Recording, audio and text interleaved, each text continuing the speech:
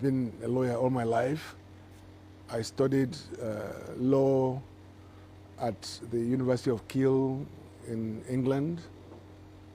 That was for my first degree. For my master's, I was at King's College, University of London. Then I was called to the English bar as a barrister at law of Lincoln's Inn. First, as a practicing solicitor in UK, I had many big briefs from Nigerian government, from Moroccan government, from Ghana government, from British government, from various governments. You know, my focus at some point were just countries. So when you work at that level, you can determine your fees. Yes, I wasn't, but when I was working for the masses, I was practically doing that either on legal aid or for nothing, just supporting people, helping people. But you know, there are lawyers and there are lawyers. It's not just about. Even though I still have my practice certificate, but I don't go to court anymore. I work as a consultant now. Just like as you know, even doctors at some point they become consultants, which is what I do. So as a consultant, I determine my fees. But the kind of work that I do are very specialized, and that is why I can determine what I get paid. Very few people will do what I do.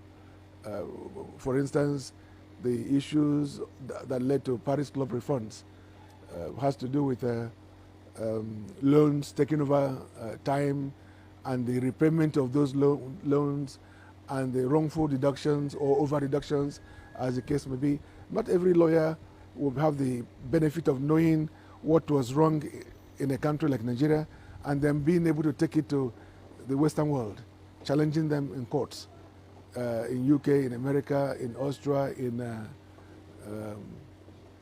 France, in Switzerland.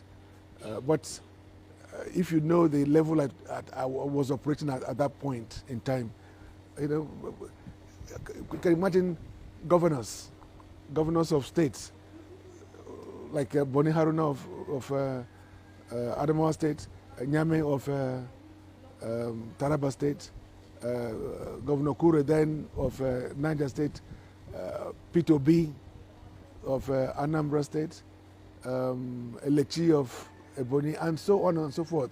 These are governors that were coming to my office in London, and we're going to court with them on these matters.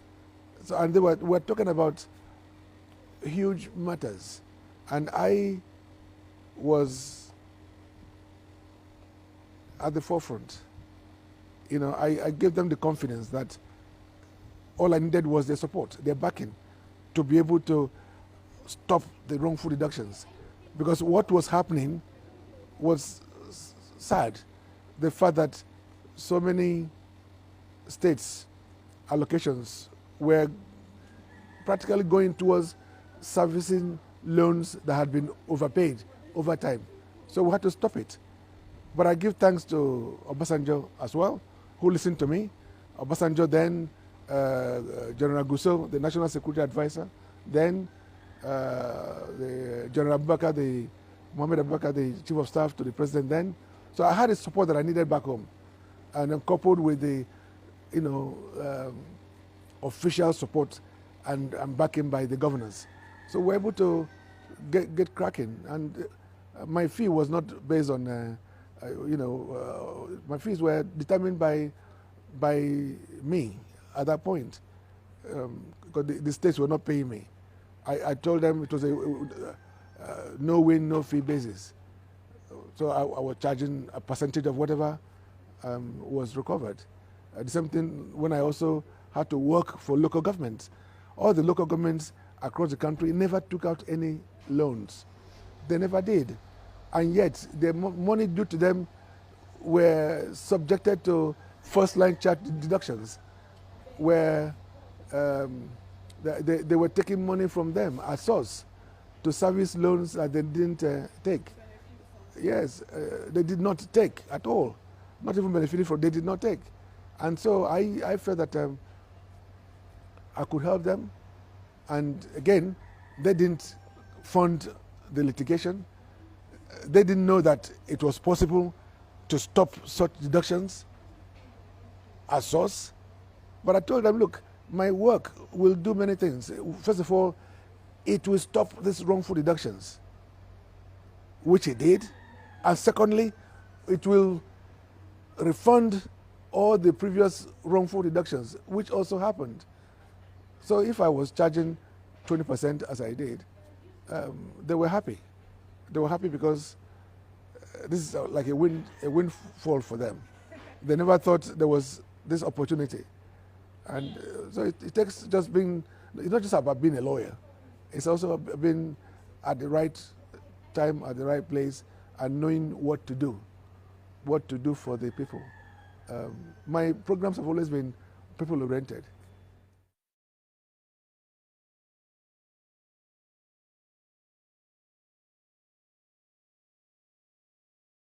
Regina, our marriage is solid. Our marriage is based on understanding and respect over time.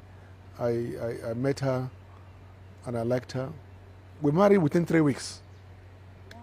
Yes, within 3 weeks. I married all my wives within some period.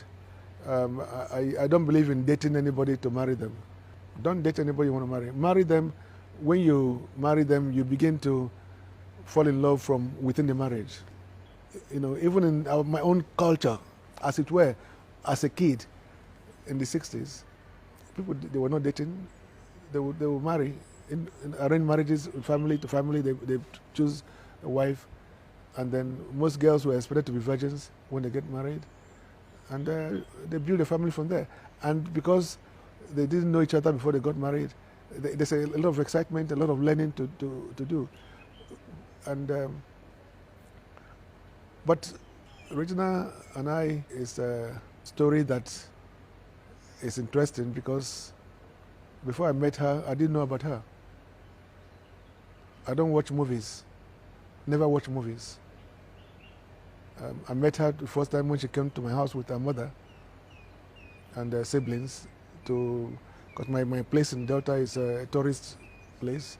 They came to look around and I liked her and that was it, you know. So whether I marry another wife or not, she knows it can happen. I come from a very polygamous environment myself. I love children, so I want more children. And she knows this, and my other wives, they also know it. So we'll see what happens in the future. You do everywhere. You do everywhere. That's why at night, you have a lot of them know zone 4, zone 5, zone 6. As na fabo ashawo. Obrako fa na facho ima ashawo. Obna economy, they are doing good for them. These are the ills of the society now that Ndiocha but as na